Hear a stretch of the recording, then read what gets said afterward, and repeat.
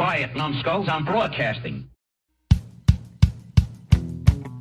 This here is a true story about crossing the pond at night in the world's smallest cockpit on the tanker through the weather. Oh, and to the tanker crew who did that, thanks a lot. We really appreciated that. I'm just kidding. No, I'm not.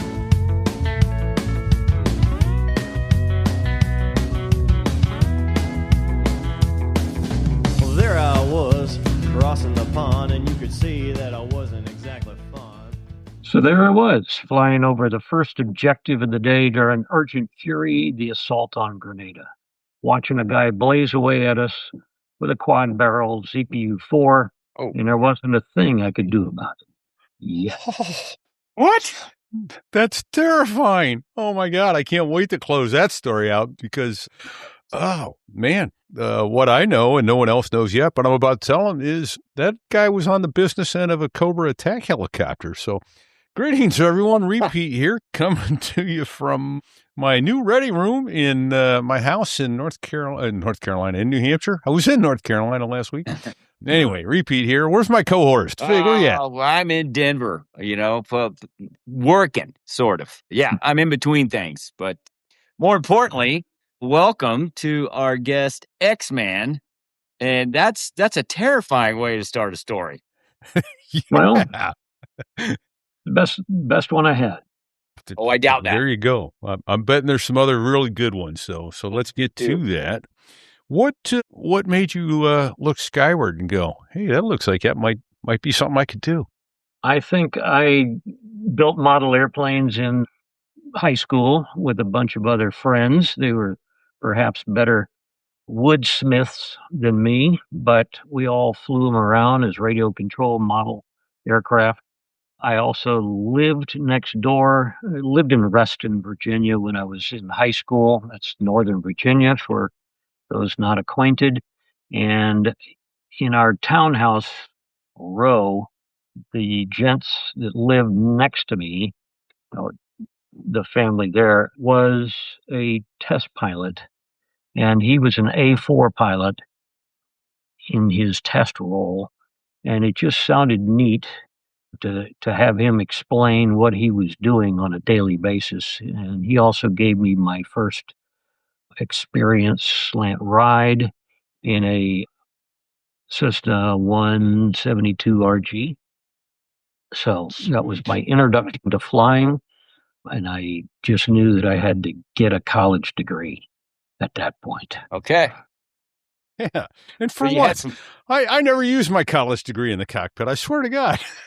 The only reason I had a college degree was because the Marine Corps said, you can come to flight school if you got one of these. Wow. Yep. So that was the mission. Right on. Exactly. So where'd you go to school and what was your commissioning source, son? Well, thank you, taxpayers. I went to Villanova University in our OTC program.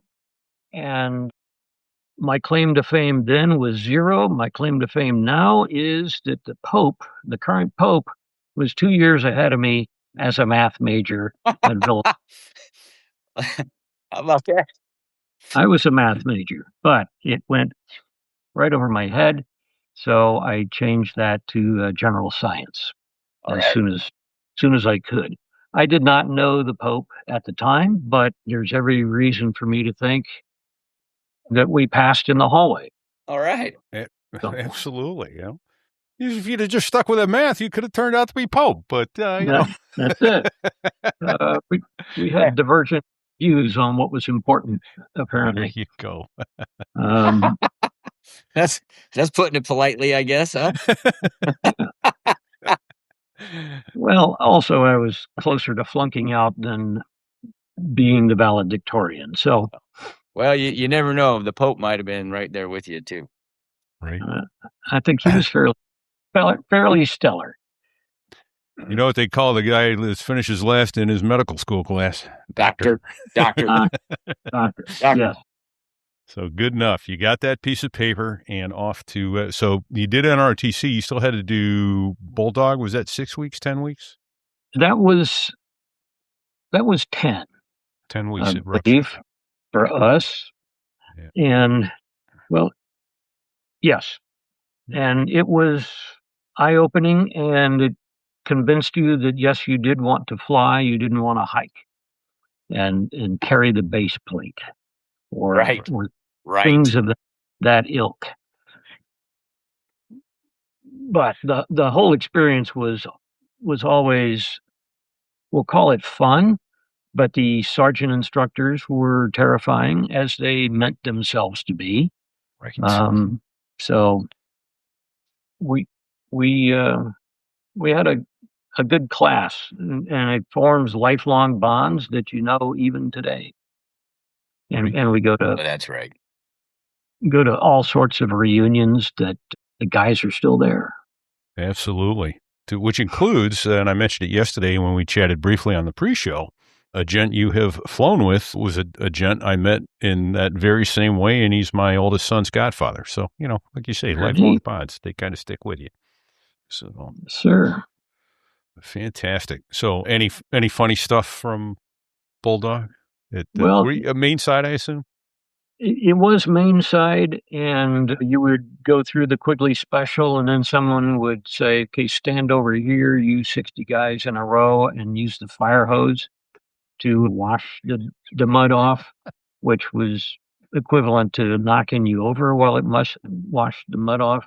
I just today looked at a picture of our squad bay, and the reason I talked about terrifying sergeant instructors was there was one night when we are all tucked into bed and the lights out, and then I noticed a glowing on some electrical outlet, and there was a little kid's nightlight, and it was a Donald Duck plastic nightlight that was sort of shedding a glow in the distance. And I said, if the sergeant instructor finds that or sees it, we'll be doing push-ups till morning. Sure. So it was actually terrifying, and it was probably comforting to some little kid, but somebody brought it from home and thought he'd be funny.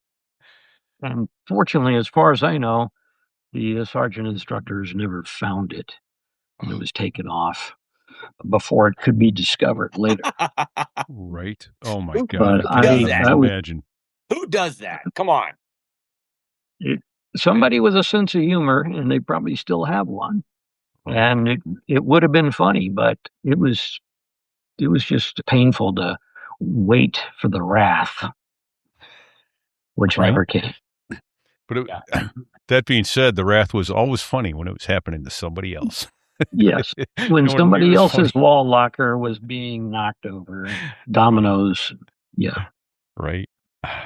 Yeah. I think I've mentioned it before on here that the second time I was one of the people who failed life's IQ test, and I went to 2 summers of OCS. So I went back. And the second time I went back, they had instituted a new rule that the sergeant and instructor and the platoon sergeant could not walk through the squad bays and rip up wall lockers and foot lockers. What? So, yeah. So he said, when I come through and I'm doing this, and he's twirling his finger, he goes, I am the white tornado. There's no rule against you ripping up your wall lockers and foot lockers. You will be tearing your own shit up. Yeah. That makes sense. That's why Right? we were dumping our shit all over the floor ourselves. That's right. That's it. That's right. Yeah. So, yeah, too funny. Oh, man. So now there was a brief time in there, and I've lost track of when it was. For a while, all Marines had to go to the basic school and then flight school. And then there was a long period in there where they didn't have to go to the basic school, and then they reinstituted that. Where did you fall in that? I certainly went to the basic school, and Big suck. All right. and then another 6 months of aging thereafter at Headquarters Marine Corps. The Marine Corps was having a recruiting scandal at the time. Oh. And it was... Yeah, do tell. It was rumored that recruiters were helping the guys pass the ASVAB by giving them some hints on what the answers or better answers might be. And then the new recruits would get to Paris Island or San Diego and take the very same ASVAB that they had taken before, and they didn't score as high. Well, that's odd. So there had to be a statistical situation. There was a situation where some people are not going to score as high on the same test taken twice the second time, and some people are going to do better the second time. And so that was rare, but the computer was just coming out to the fleet. We were still in dot matrix everything, and they were printing out spreadsheets of every recruit and linked back to the recruiter, linked back to whose score went up and whose score went down. So if you had a cluster of people from one recruiting district who used this particular recruiter and they scored highly in their aptitude tests until they went to basic training and then scored low, then that one was brought up for special attention. I wasn't in charge of that. I was in charge of counting all the dots and flagging that, okay, this met your parameter for bring this to our attention. Sure. But that was in 6 months. What year was that, X-Man? That was 1979 and 80. Okay. All right. That's a weird anomaly. Yes. Now, were you stashed at the headquarters Marine Corps because there was a pool waiting for you to go to flight school? That was it. Okay. It was a continuous pool, and when I say headquarters Marine Corps, of course, I mean the Navy Annex at the time. Okay. That was it. All right. It only later moved to the Pentagon, and then back to Quantico. Okay. Wow. How about that? Painful. So we were salivating to start school, but so when you finally got to Pensacola, did you stay there in Milton for primary, or did you? Yes. Okay. Yes, I was of the era where VT6 had both the T-28 and the T-34 Charlie. Oh, okay. And without saying that we were a class, we were a big cohort of Marines that checked in, and the OPSO for the squadron said, okay, who here wants to fly the T-28? And 100%, all hands went up because that looked like a World War II fighter, and it sounds vicious with its deep radial engine noise. Yeah. So just we beat you in the chest while it's idling. It's so cool. Yes. and he said, yeah, that happens all the time with Marines. So here, put your name in a hat, and we'll just draw out. And my name got drawn out for the T-34 Charlie, which, hearkening back to the Pope, that was divine intervention because I had 0 flight hours before I went to flight school. Oh, okay. Okay. I was the nugget, and if I had had a high and low blower and mixture and prop to play with, that would have overtasked me beyond my ability to just hang on to the tail.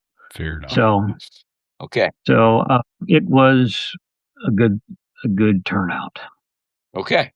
So yeah, everything happens for a reason, right? And and that's it.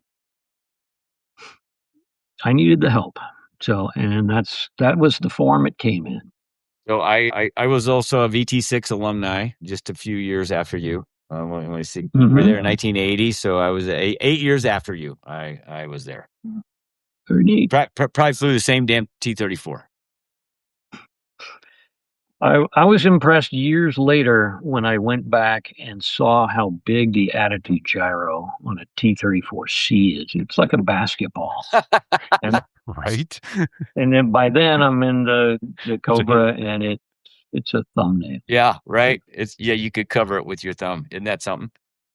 That was a wake up call. So did you go back as an instructor at some point? Is that what you're hinting at? No, Oh, okay. no.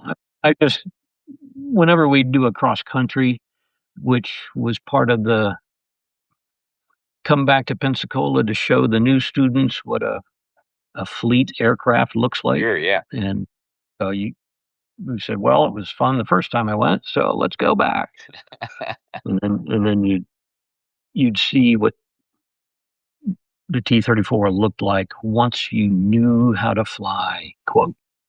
Right. So just out of curiosity, you said there was a big contingent of Marines that showed up at the same time you did, which, that was kind of in VT6, was it about even Marine Corps and Navy students, or when you say big Marine contingent, was it like, 6 Marines all at once and the rest were Navy guys? No, I want to say we're evenly divided, Navy, Marine Corps, and my primary instructor was a Coast Guard plowback. Okay. So he had all of 300 or 400 hours, but was good enough to teach me, so that was fine. I just mean, we didn't have classes the way that we seem to have today, class 2304 or something like that. But what we had was 30 guys on one sheet of paper with their social security numbers showing up at once. And we were pretty much class E from TBS. Echo, you were an Echo Company guy? Yeah. I was an Echo Company guy. Well, if you were graduating in May, that was the program. Yeah. But what it gave me, and I had no idea what a set of orders with all those social security numbers and names was good for. Right. But what it was good for later on was to find out how many people had either flunked out or said, I'm a drop on request, or we're still in. And you could say, look, there we are as new guys, don't know anything. And here we are 10 years later, we're doing this, and that. So I think I still have that piece of paper around. Nice. Well, that's awesome. We're not flying anymore in the Marine Corps. So you went through primary and obviously went to the HTs right there at Whiting Field. Yes. And then Cobras. The mighty H-57. Any exciting or humorous things stick out in your mind from your primary flight school experience? No, the guys that were labeled screamers, I got them, and they did in fact scream. And I had a lot of sticky notes inside the cockpit with my stuff that I'm supposed to have memorized. Right. Breathe in, breathe out. Under stress. And there was once when my oxygen mask came slightly disconnected or detached. And because of my hypoxia training, I could tell that I was going to have about 2 minutes of useful consciousness, and then was just going to have to check off the net. And the reason I did not pass out was that I knew if I did, the instructor would land the plane. They would pull me out of the cockpit and go, what are all these sticky notes doing around? And I cannot let that happen. Yeah. So by force of will, we stayed awake and flew the approach gun and I don't know. I never saw those before. Must have been the student before me. I got in; they were already there. I don't know. Yellow sticky notes everywhere. I don't know where those came from. Yeah. Fantastic. That was my coping mechanism there. Nice. All right. So you selected helicopters, and Yes.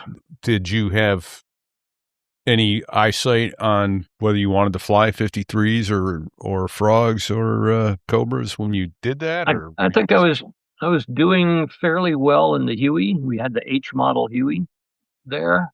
You started in HT8 with the TH57, and then you moved to 18, which had the H model Huey. Okay. And I was doing pretty okay at that. And the instructor, who was an in model Huey guy, says, in the fleet we got 2 engines on these things, and they go slightly faster, but they can haul a lot more. And I thought, well, that sounds like one less learning curve that I have to ascend if I could just stay in the Huey, doing pretty good at it now. So that's what I asked for. And the Marine Corps said, thank you for asking. And you've got Cobras in North Carolina. Go away, stop. And from there, it was about a 2-year process to get through what was called the training element of our squadron. And then we went on a first deployment. As part of a HMLA, we joined the 46th Squadron, which I'm proud to say is HMM 261, the Beirut Bulls at the time. And we had a full cruise of it. Hey, X-Man, when you said it took 2 years to get through so was your training done in the squadron, or did you go through a RAG, Cobra RAG? RAG did not exist yet. Okay, that makes sense for us. So we had the tactical squadron, and then a subset of that would be for training. Okay. Of course, the CO is sort of measured on, did you meet the fleet need for the deployments? And that's us. There's 261. That's Yeah. So many times the training element or the training effort took second place to let's get out and do real world things with our aircraft. Sure. Which of course any CO would defer to that and make that stuff happen and say, well, we'll get back to you guys. But 1980, I'm at flight school, and 1983, I becoming a PQM and going on float. So that was about a 3-year process.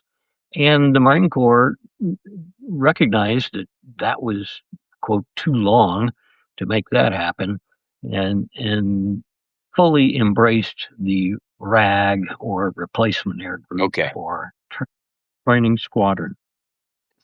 And during one of our cross-country trips from New River out to Yuma, we did a Yuma deployment, a couple of weeks of shooting there, and then instead of flying the J models back to New River, we flew them to Camp Pendleton, and that became the nucleus of HMT 303. Oh, okay. All right.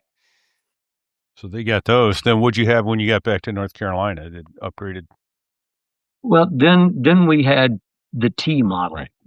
and that was what was left. T model was an improved shooter because it had the tow missile, and you finally had a point detonating weapon, but it did not have strong engines. And if you lost one, as they say, the other one was just going to carry you to the crash site. It didn't fall out of the sky, but it was one of those very slow 200 foot per minute rate of descent, and it wasn't going to get better. And so you had to have a plan fairly early on. But the T model, could hit what it was aiming at. So nice. That was a nice. Well, you got a couple hours in the Cobras, I'm given to understand. So I'm wondering, did you ever have an engine failure in all those hours?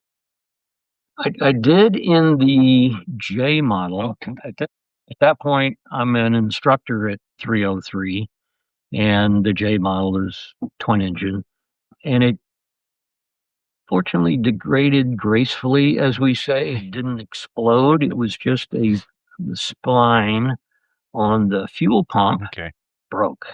And so there was nothing spinning in my fuel pump on one engine, and it just wound down, and we found a place on Camp Pendleton to land. No problem. That one was enough of an engine, the single engine, that it could fly around forever. Oh, on one engine. Yeah. So you were not as limited in your choices. Who built those power plants? Lycoming. Pratt and Whitney. Yeah. General Electric. That one, I don't recall on that one. The one I owe my life to is the General Electric T700, which powered the W model. Okay. And currently powers the Z. And we've run out of alphabet. So Gonna have to go back to the double alpha. It'll be the alpha next. Yeah. Yes. Nice. All right. And then which model did they go? What was the first four-bladed? The Z is our first four-bladed. Okay. I wonder what that's like to fly. I bet that's the Cobra came out first, and the Yankee model Huey came out second. Okay.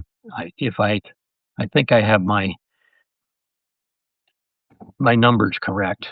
The Yankee model was the first of our H series to fire the PKWS, which is the 275 with a laser dot seeker on it. Oh. So certainly the Yankee model Huey was the first H model that could actually hit targets with precision using a 2.75 inch rocket.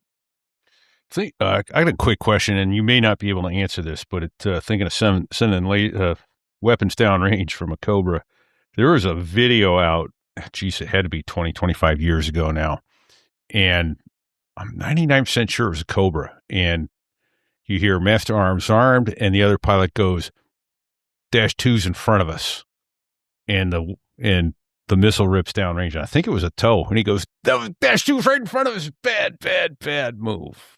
Are you familiar with that video?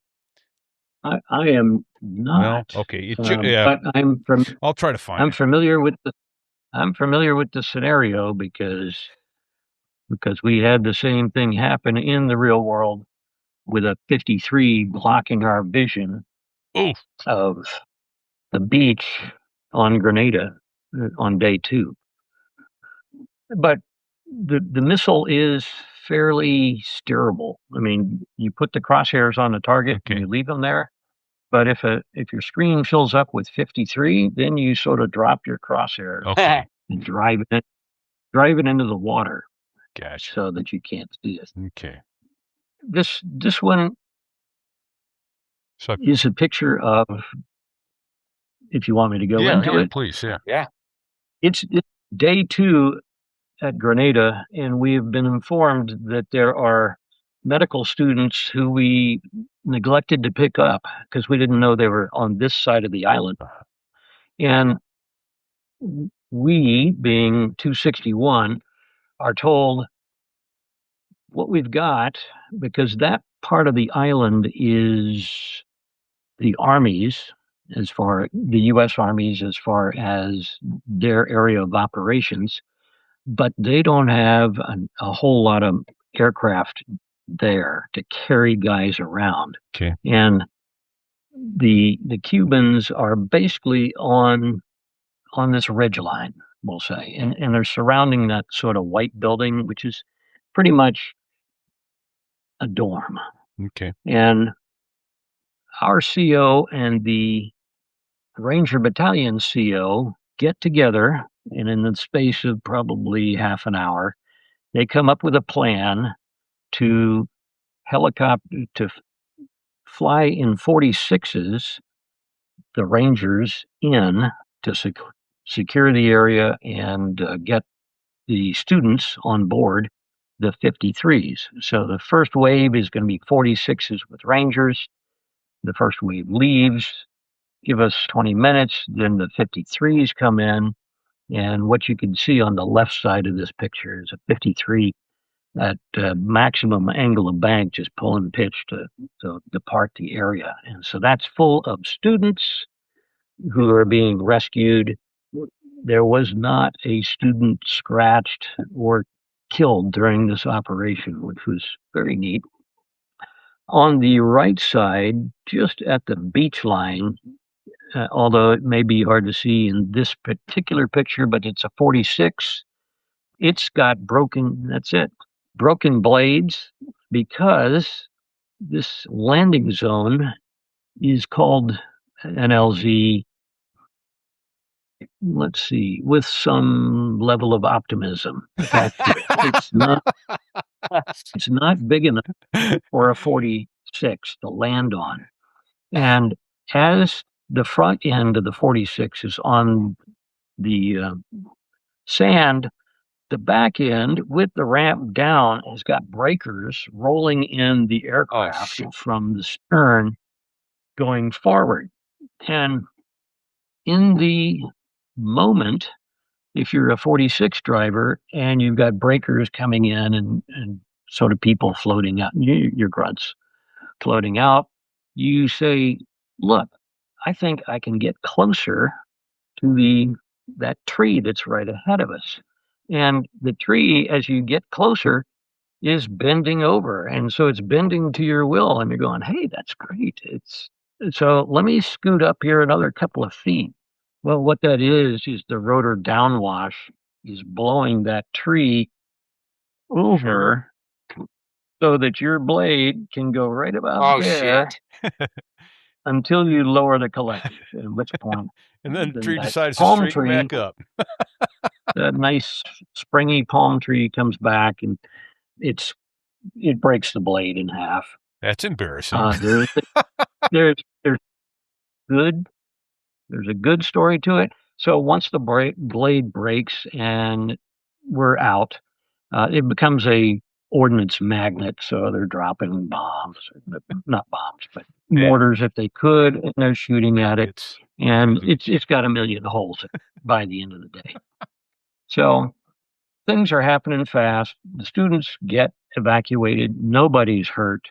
And we're back at the main airport where we dropped the Rangers. And somebody says, oh, I think we left a fire team of Rangers on the beach, because we've counted noses now. And, this lettered or numbered fire team isn't here. And the Ranger Battalion commander says, don't worry about it. They're Rangers. They'll figure it out. And what they did was hide in place until darkness, and then they low crawled in the sand over to the 46, because some guy said, I think I remember these things have rafts. Oh. And so they get the rafts out of the 46, blow them up, and they paddle back to the Ranger staging point. Oh shit! On the other side of the island. So, all right, Rangers. Ultimately, the squadron did provide a way out for everyone that it brought in. That's an excellent way to put a bow tie on that. Excellent. That's fantastic. Yes. However, I'm shocked that the rafts didn't have holes in it. Well, there may have been some patching, there may have been some holding. Yeah.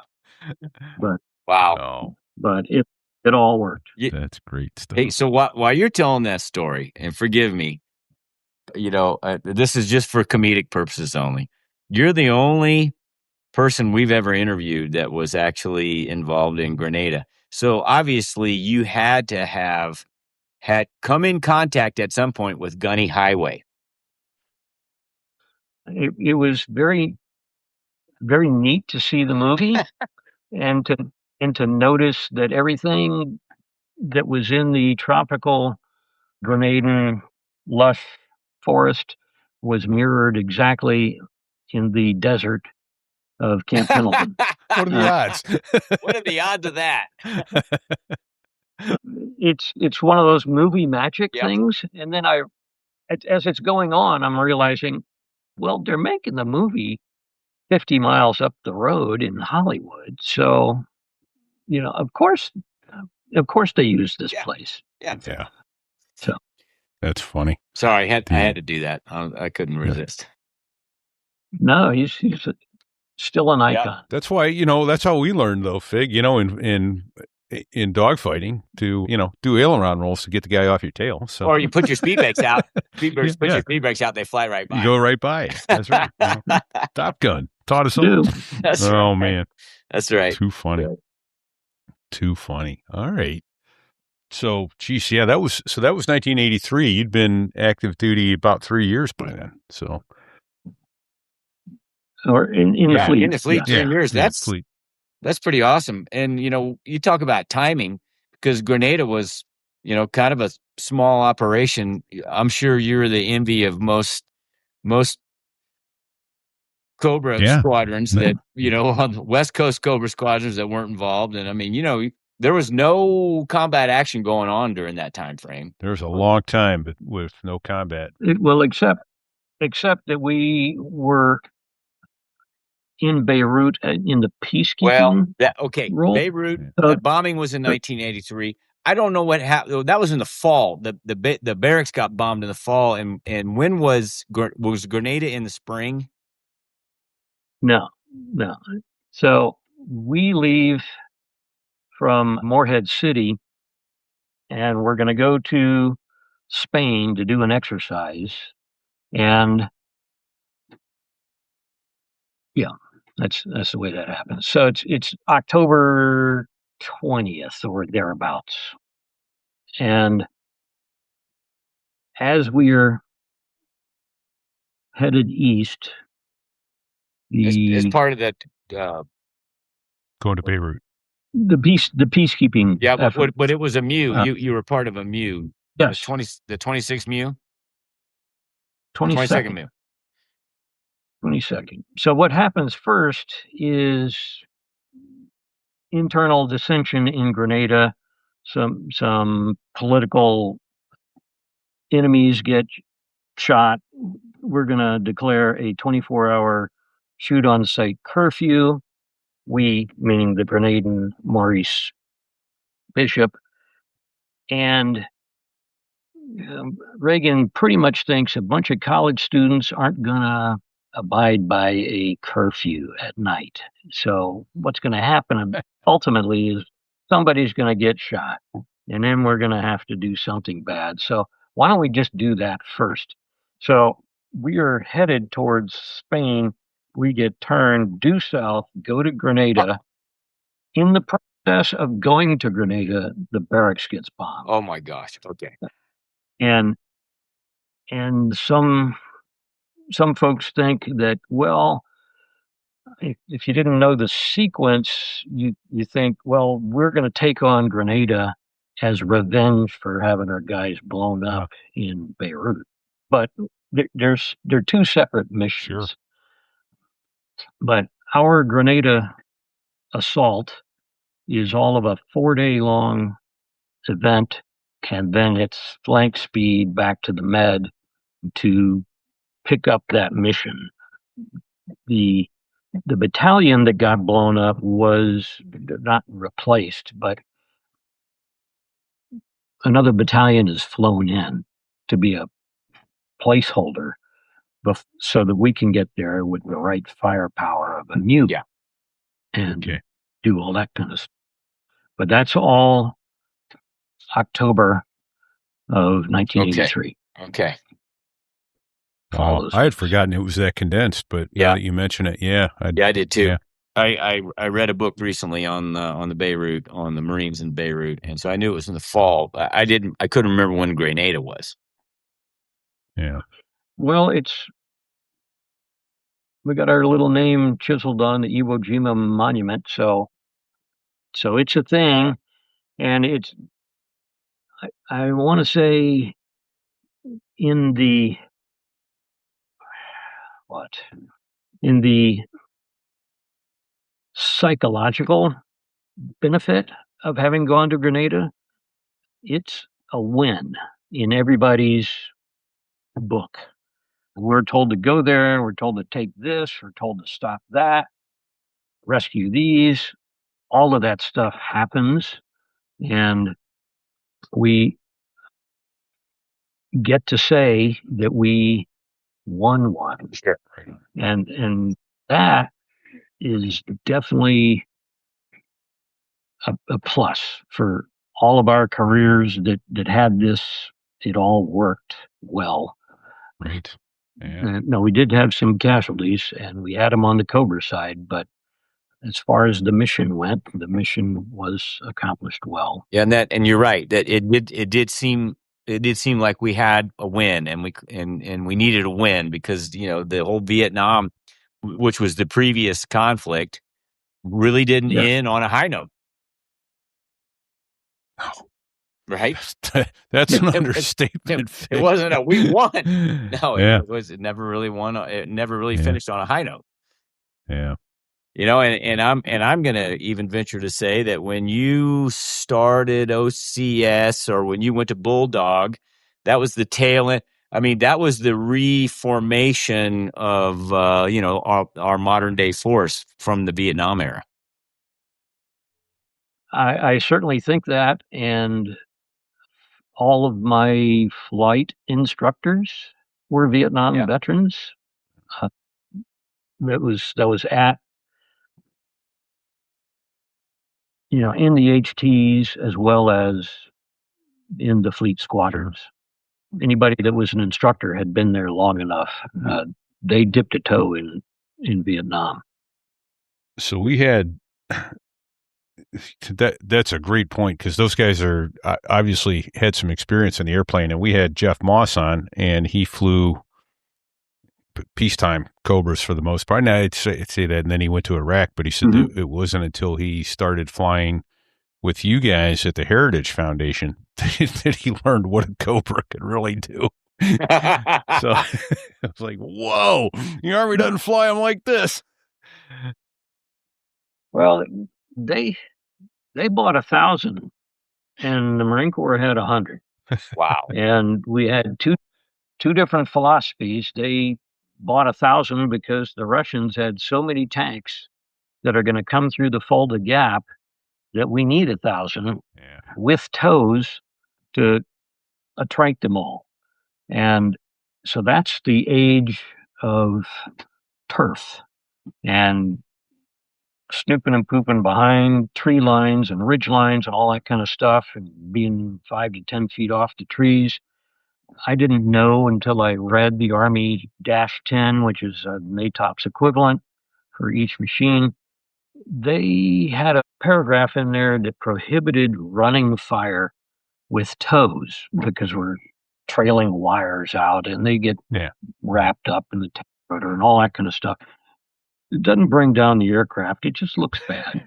But for their tactics and the stuff they read and took to heart, they were single firing position, crank off the tow, 21 seconds later, then you can move. Interesting. And that was not a constraint on the Marine Corps. We fired on the move, and you could start your turn. You couldn't yank it because you didn't want to foul your wire, but you could start your turn away while the missile was still going straight. You're looking through a 13-power gyro-stabilized front seat sight, and it's also the reason that no matter how inexperienced you were no less likely to throw up by looking at a gyro-stabilized world while the aircraft is in fact in a turn. So your body is saying, "Hey, I think we're turning here," and your eyes are saying, "Nope, everything's right for the world." Geez. And you just almost instantly get sick. And that was new guys, experienced guys, doesn't matter, happened equally. Interesting. But it was just again, two different philosophies and two different missions. On the Marine Corps side, we used Cobras to escort the 46s, and the Army was not big on, we're going to use some of our attack assets and be fighter escort for these big guys that are lumbering in. It just was not part of the syllabus. It's on the Marine Corps. Yeah, it's amazing how the different branches of our military operate the same machines, and we operate them so differently. Yes, and the Army bought them first, and so they're the lead service, and they bought so many, they were the lead service. So all of our tactics manuals, have Army origins. It's just later in the day when somebody says, yeah, our mission is East Germany. Keep those guys out of the Fulda Gap. And then on the Marine Corps side, why don't you keep on going to the Pacific? And, oh, by the way, could you give us some Muse on standby? Because we like to be able to show up first with a lot of fire. Nice. Back to Grenada briefly, and then I guess Beirut as well. Did you send any ordnance downrange in Beirut? There's one famous, I believe it was a 5-inch rocket, a Zuni, that we cranked off. We, the community, cranked one off, and ultimately we were told that we had to apologize to the gun position that was shooting at us, and the pilot in command declined to do that. Good for him. If you want this to be a national news story, I can make it a national news story, but I am not going to apologize for returning fire. And there were bullet holes in the tail boom. And also, as the guy landed on his carrier deck, a helicopter carrier, as you roll the throttle off, that tail rotor drive shaft, if it's got a hole right in the middle of it, that's sort of a point of torsion, and that's when that ripped off. Oh. The fact that it didn't depart over the city is another divine. Wow. No kidding. Holy foot. But we were still in the proportionate. You need to know what caliber somebody was shooting at you so that you could shoot like. You gotta be shitting me. And on that apartment complex, identify the window that it came out of. So basically, the rules of engagement were a tad too restrictive to use, and we were not part of any frontal assaults. That blows my mind. That we were a lot of put your handcuffs on behind your back and said, "Go fly this airplane." Oh, that really blows my mind. I'm shocked. I had no idea that our ROE was that restrictive. Yeah, hands behind your back. Okay, let's fight. Yeah. Yes. Wow. F me. That's heartbreaking. Oh, it is. We would run up 3 flights of stairs into hatches and man up, launch. We got cleared in, but by the time we got to shore, which was all of 5 miles offshore, by the time we got to shore, missions canceled. Wow. So I can't have shot anything in Beirut. Our gunners on the sides of the 46s may have returned to fire a couple of times, but no big flashy action. Was that a 6-month deployment, X-Man? Yes, it was. Wow. Yes, you. Wow. So how many years did your Marine Corps career cover? Ultimately, I believe 26 goes from 1979 to 2006. Nice. Some active duty, some SMCR, 1 weekend a month reservist, some active reserve, which is the full-time guy at the reserve squadron, making stuff happen.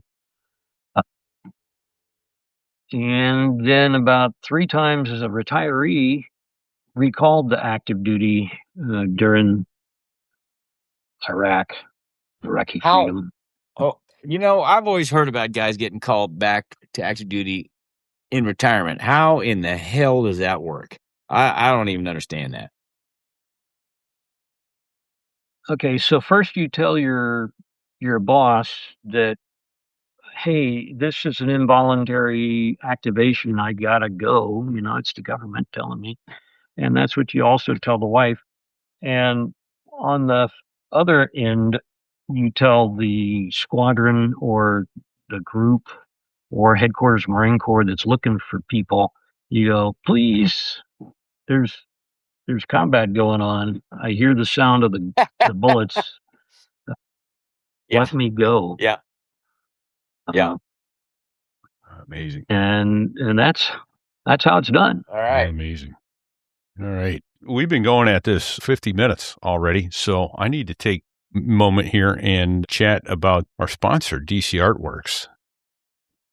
So there I was, trying to figure out what was missing from my space, and then it hit me.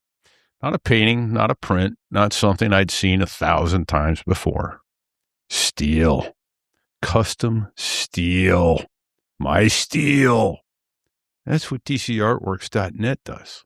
If you've got a wall, a hangar, a bar, a man cave, a squadron space, a boardroom, or honestly any surface that deserves more than a target run, just stop.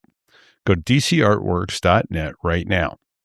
Our sponsor is American-made, veteran-owned, and built around one simple idea.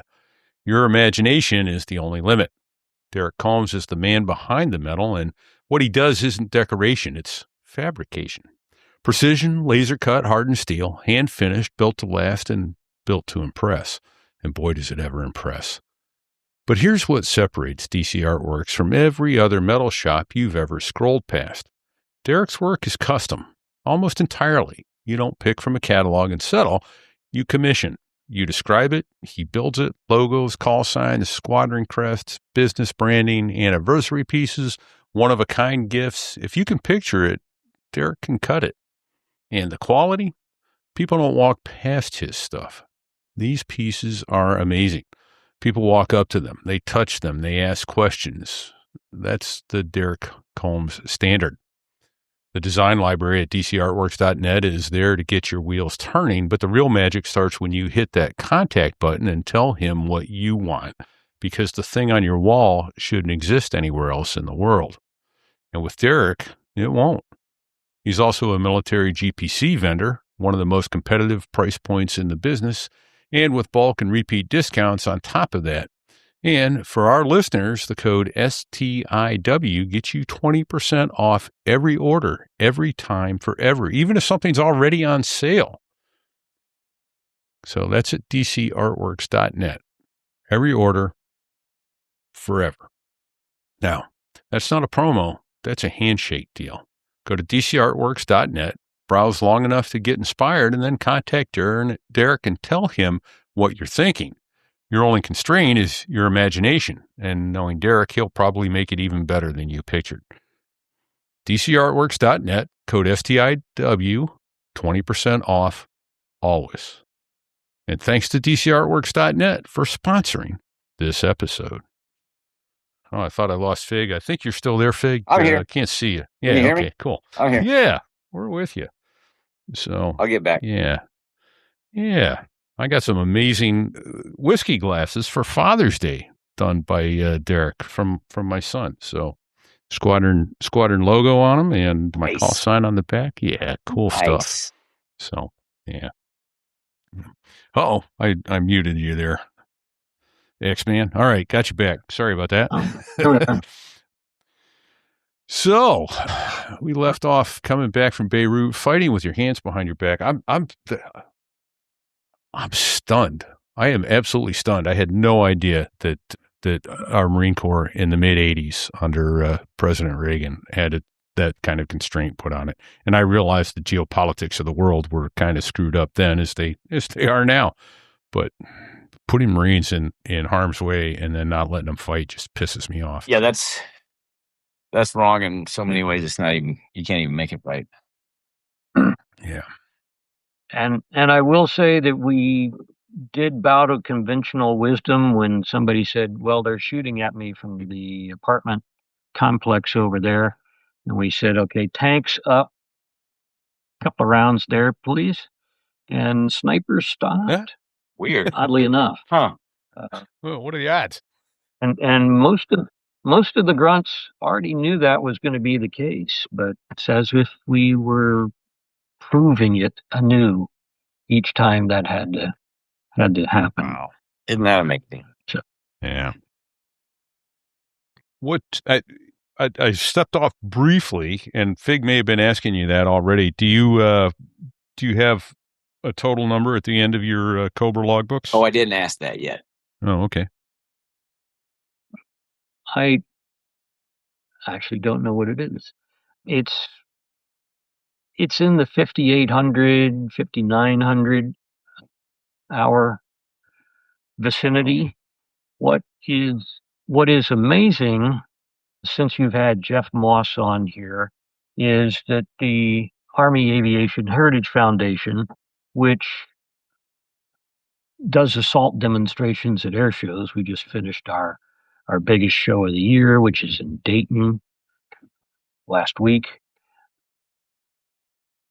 I'm still logging AH1 awesome. time in a logbook. That's And fantastic. Yeah, it is. I wouldn't have thought that was Right. possible, but there it is. It's not an hours builder, but I'm not trying for that.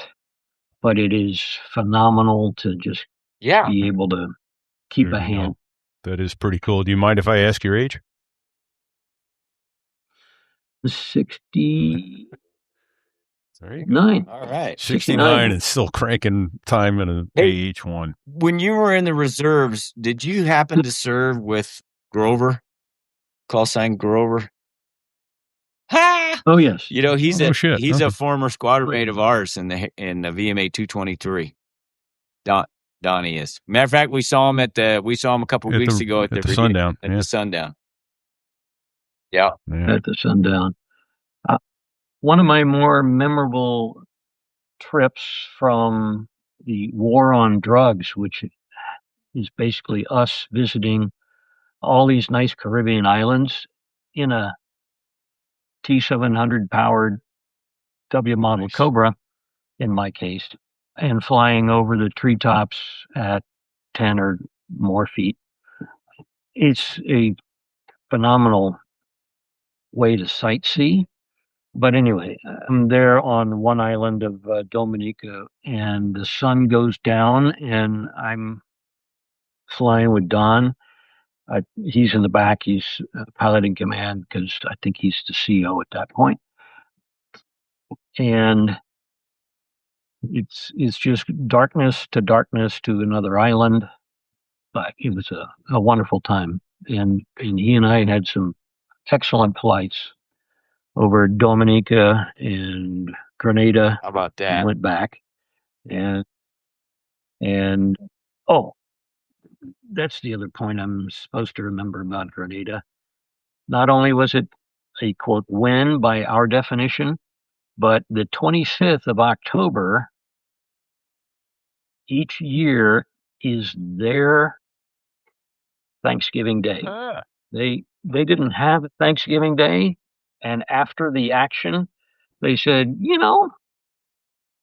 let's have a Thanksgiving Day, and it'll be the day we were liberated, and that'll be the 25th of That's pretty October cool. each year. And so the Grenadans themselves think of that as a great thing. That's fantastic. Yeah, that's outstanding.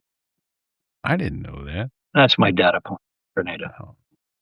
I wouldn't have either, but there they are. Well, can we close the loop on the so there I was opening story before, because I'm dying to know. He was shooting at you, and you're not allowed to shoot back. Or well, so you're right.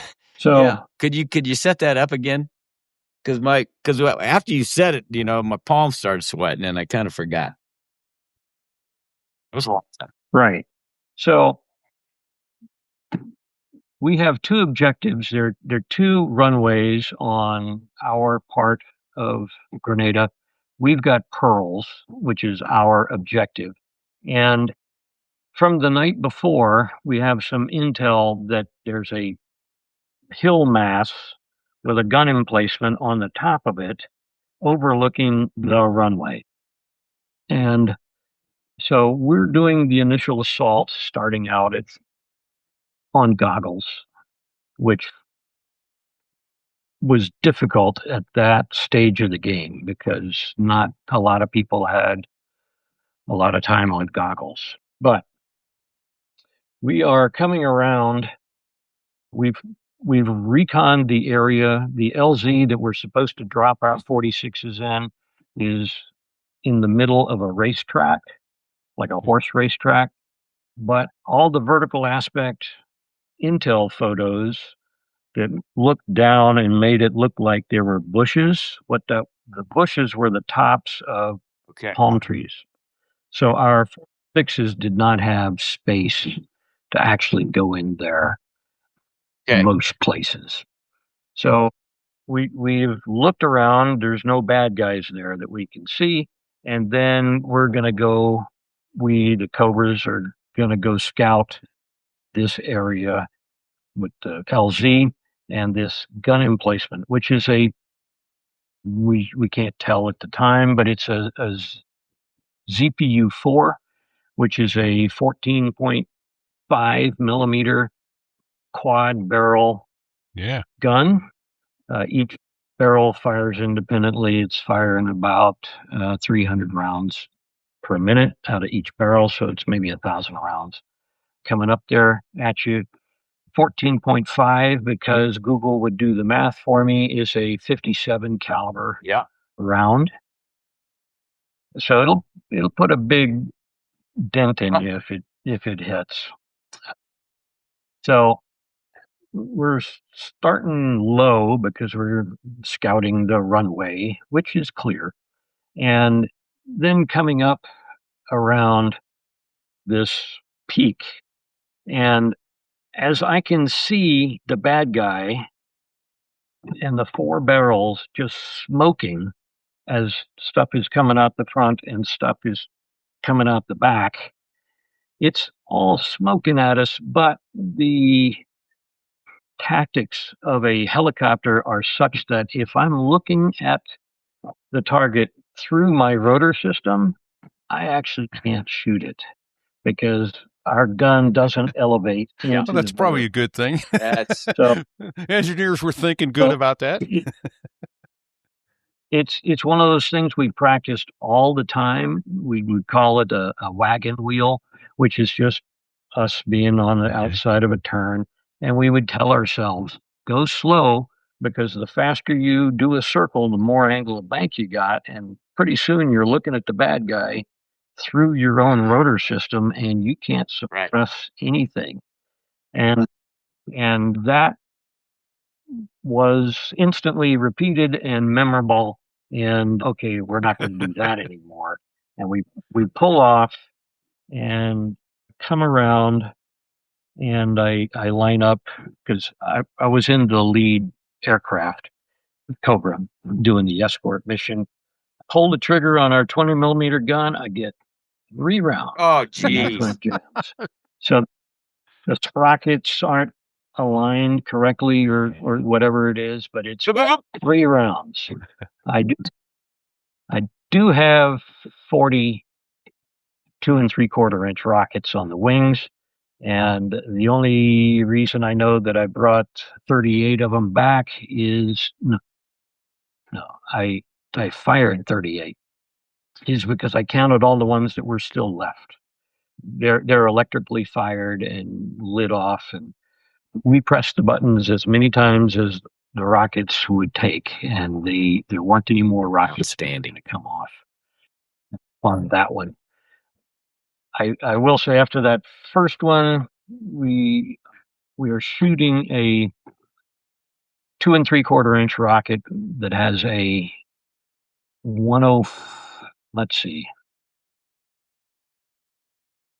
It's got a flighty Okay. rocket to it. It doesn't weigh a whole lot. It's got fins on the back, like an arrow out of a bow and arrow. The fins are going to align it into the relative wind, and the first thing that the rocket hits coming out of the tube is the Of course it downwash does, from a yeah. helicopter So it elevates. flight. So it's up, and it just sort of corkscrews around until we got to the Mark 66 motor many years later. That one we felt was sort of point of aim, point of impact, and a vast improvement over what we had. But I was disappointed as I was about even with this guy watching a rocket go up and over, and then I noticed, there's a hotel back there. So I hadn't noticed that it was that populated. And I said, okay, guys, delete shooting west and let's get into a cloverleaf, which is the other directions, and we'll suppress. And the guy ran off, and apparently our grunts, having taken the runway that we were supposed to take, hike up the hill. They see a little blood trail, and they say, "Hey, this is a nice 4-barrel gun, and we'll just work it into our own defensive position." And so the gun that started the day as bad guy was a good guy. That's Right awesome. on. For us. That's awesome. And I did harbor some guilt at having this rocket that I wasn't trying to fire it in that direction. I was trying to fire it at that guy, and they just weren't that accurate, or I am not that accurate at the time. It's an area weapon. It is, and that's been a saving grace for my ego for years, that we couldn't hit anything. Now with the PKWS, That's awesome. what you're aiming That's at really is awesome. what you're hitting. That's what that's what the folks tell me. Fortunately, like I said, it's about a 4-day event. We do a mission on Curico, which is an island right next door, and then we go off to the Med. En route to the Med, one of the air officers for the battalion, he's on the same ship because we're all the same MEU, and I'm just in the wardroom as this guy is talking about, I went over to this hotel where somebody had shot a rocket, and I go, "Hey, that's me." So what did it look like? I expected the hotel facade to have been reduced to rubble. And he said, "Well, it sort of looked like a rock band had had a hard night at the hotel, and the sofa was messed up, and the pillows were thrown around, and I think a lamp was knocked over." So Joe Walsh stayed there the night before. That's it. Well, I was hoping for a little more bang for the buck, but in this case, I'm glad that nobody was hurt, and he was. Wow. So fantastic. That was the end of my day one, plus or minus some more reconnaissance around the island. But I did not have another shooting episode that first day. So 4 days. And that's the other cool thing about the Marine Corps is the fact that you were on the same boat and able to talk to the guy who was down there. The troops that we're supporting, as it were. The Marine Air Ground Task Force is a special special thing. Although it also is annoying in the sense of fact tours and that sort of thing. But because all you wanted to do was fly, and I think you were pretty fortunate in that regard. You spent a vast majority of your career in the cockpit. I had a lot of time in the cockpit, but again, it was because I was trading between active side and reserves, and that kept me in the cockpit. I will say that one of my favorite tours was my 1-year ground tour with 2nd Reconnaissance Battalion at Camp Lejeune, right on the beach. It was a wonderful place, and we, in the course of a year, we had 100 frags or missions that we carried out. And from that, it was easy math when I realized 12 of them were canceled for weather on the East Coast. And so that made 88 that came off doing versions of Spy Rig, Fast Rope, Para Ops, Soft Duck, which is kicking that rubber boat out in the case of the Huey, the side door, or in the 46, just push them down the rollers. I once picked up a Huey NATOPS manual, and I'm reading what the missions are, and one of them was aerial wire laying. And I said, I have never seen or heard of anybody laying wire by air. Kidding. So we wrote the frag and sent it over to my squadron pals, and we got the spools of wire, and we just ran it for a mile, but by air out the side. It was excellent to play with, and we also got to go to 29 Palms and have the ground guys, my lance corporals, be the FAC that said cleared hot for an F-18 to roll in on the targets. At the time, there was again some friction with, but if this bomb goes in the wrong position, we want to hang an officer. It's not something we want to, slap hands on our enlisted guys. And we said, but their job is to walk under the artillery fan, and ultimately they are the ones there that are going to have to do that. Call in close air support. It takes until Iraqi freedom, but that is in fact how we ended that campaign, with the right guys doing the right call and making it work. So I like to have been a small stepping stone in that progression of how we got from only the air officer can call in a close air mission to the guys that need to call it. They need to practice. And that's fantastic, actually. I think that's, totally. You want PFCs to be able to put air on target. Yeah. You got it. Wow. Very cool. All right. Well, I hate to say that I'm afraid we're coming to the end of our ability to spend any more time together tonight. I hope you'd consider coming back with us. We've had an absolute ball, and I know you've got a lot more in 26 years of flying and being a Marine officer that we'd love to share some more with you if you could do it. Wonderful. I've got some stories of the shipboard ops off the Shard, which before it gets burned up, and then a couple of LPDs.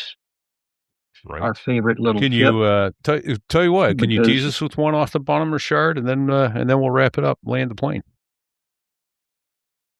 Okay, so we are doing the post-commissioning. The commissioning is in Pensacola. Its home port is going to be I think it was Long Beach, Okay. if it wasn't San Diego at the time. And the CO of the ship says, look, I can go through the Panama Canal and pay $6 million in transit fee, or I can buy gas for 6 months to $6 million, and we'll take it around South America, and let's see if anybody wants to show up and exercise their aircraft. And so a naval message goes out. Hey, does anybody want to get on the boat? Which, of course, any active duty unit is going to say, no, we're already gone as What are you, much nuts? or more as That's like practicing bleeding. as we can be. But they got me reading this naval message going, Bonhomme Richard, what a great name. What great history. And, oh, by the way, the thing is built for 1,800 Marines. There's no water hours because we're going to take 30 mechanics and 4 aircraft and go around South America. This is going to be great. And it was until on a 300-foot overcast day, they send me up to 1,000, and then they turned off the radio. Nice. Well, who's your friend? Who's your buddy? Nice. There's How'd you get out of that? okay. So the reveal there is if you are the engineering officer on that ship that has just been built in Pascagoula, Mississippi, and it's out on its first time underway, aside from some A few short trials. shakedown crew. You, the engineering officer, have never had to call Pryfly to ask them, oh, by the way, are you doing flight of ops? course Because not. I'm going to throw this switch and simulate a complete electrical failure in the Pryfly. So all the radios go off, all the radar goes off, and all the lights go off, and I'm now at 1,000 ms. I'm at 1,000. I am IFR. I know that land is 400 miles east, but that's not a big help because I only got 200 miles worth of gas, and nobody is talking to us. I'm guessing the water below is cold. It That probably 200-mile was. swim doesn't matter whether the water's cold or not. Holy shit. Hey, boss in the Pryfly, put in another quarter if you want more electricity, huh? Oh, my. Right. That's it. Right. Well, it was practice to them. They just hadn't done a phone tree kind of. Do we need to call all these people now Right? that we What own does this that aircraft or the ship? Too funny. Too funny. Well, fantastic. Yeah, So- we'd love to have you back, and soon. This more great stories flying off the boat, and like I say, I know you got a lot more in Iraq, and I've got to assume some in Afghanistan as well. Oh, okay. I did not go to Afghanistan. No. Lucky you. Yeah. Yeah. Yes, Yeah. but Hey, we have a bunch of heroes that did. yeah, we do. That place early on, I didn't realize. Iraq was getting all the attention for the casualties, and then it turned out that Afghanistan was a real bloodbath. So, all right. Well, God bless you. Thank you for your service, and thank you for coming on with us. We appreciate it. Yeah. Yeah. Ditto. Thanks. Yeah. It was a fun time. Ditto, X-Man. Yeah. Thank you for your service. Thank you for all the families who sacrificed anniversaries, birthdays, weddings, graduations away from their service member and yet held the home front down so that their service member could make our country safer and freer for us. So thank you for your service. Thank you for my freedom. Got a couple other thank yous we need to get in there, Fig. Yeah, thank Dave Hamilton, backbeatmedia.com. He's been there for us since the very beginning, and he's given us knowledge and mentoring and bandwidth and advertising. And what am I missing? Yeah, and friendship. So, yeah, Dave's been a great support. This show would not be here were it not for Dave, is the bottom line. So, there we go. We've got to thank the folks over at therewwas.us/Patreon who have lost all sense of financial responsibility, sneaking that money out of your account, past your spouse, past your financial advisor. We're worried about you, but we're grateful for your support and your kindness. Yeah. Yes. And so therewwas.us/donate. We have Donor Box, Patreon, and Venmo. Venmo gives us a bigger cut. So if you ever get a chance to do that, Venmo also works very well for us. We're grateful to all the folks, and I'm hopeful to have a complete rundown in the near future of everybody that's donated and what they've given, just as a way to try and say thank you for all that's been done. It's been cool. So we got a merch store. So therewwas.us/merch. It's full on bikini season. We have a bikini on our merch store, but hey, we've got everything: t-shirts, hoodies, hats, koozies, shot glasses, beer glasses. Yeah. What am I missing? That you know damn well what you're missing. And there's the bikini. The bikini. Yeah, man. It's coming up on bikini season. So it is bikini season. We're in bikini season. It's time for bikini season. There it is. It's always time for bikini season. All I right. was rocking bikini just the other day, as a matter of fact. Yeah. So there was that US/rate. Trying to get past it. You didn't want to say it. Hey, give us a 5-star rating, would you please? It's been a long time. It's been months since we've gotten any ratings. Would you please take a moment out of your day and go to therewwas.us/rate, give us 5 stars. And if you can't give us 5 stars, write to us at RePete or Fig at therewwas.us and tell us what we're doing wrong. Give the lower rating to another show and give us our 5 stars that we're going to come up to because we're trainable. So yeah, we're totally trainable. Totally. Yeah. Got Brad Silcott. Who's that guy? What's he do for us? Oh, dude, it's at the end of an era. He was giving us every awesome Harrier picture we ever saw, and now the Harrier's gone. So he's got to start taking pictures of something else. But he actually has pictures of all kinds of aircraft. He's a true artist. BDSaviation.com. Badass. Thank you for all your support. There it is. And DCArtworks.net, our sponsor. Thank you, Derek, for your support and your love. And then I feel like I'm hearing something in the background, Fig. You hearing any of that? Well, that's got to be the Air Force F-16 pilots that make the Air Force sound good. The Dos Gringos. That's them. And in that picture that I have on the web, video portion of the show, Bago put a picture of their Bogey Dope whiskey right on their album cover. He photoshopped that in.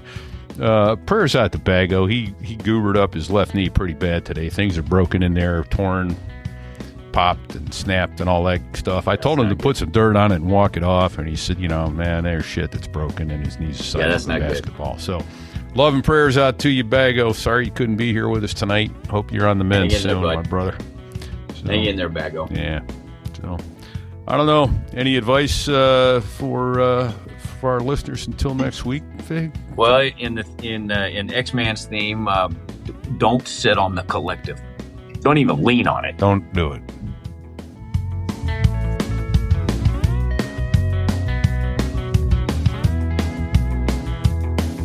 Well, there I was, crossing the pond, and you could see that I wasn't exactly fond of all the shit I was wearing on that day. Now an F-16 is cramped enough, but it's even worse with all that stuff supposed to save your life. But we knew there was no way. 'Cause when you're going down the North Atlantic, man, it's over. Oh, hold on, Fig. What'd he say? He said it's over. I say this calls for action, and now. Right. And we're out.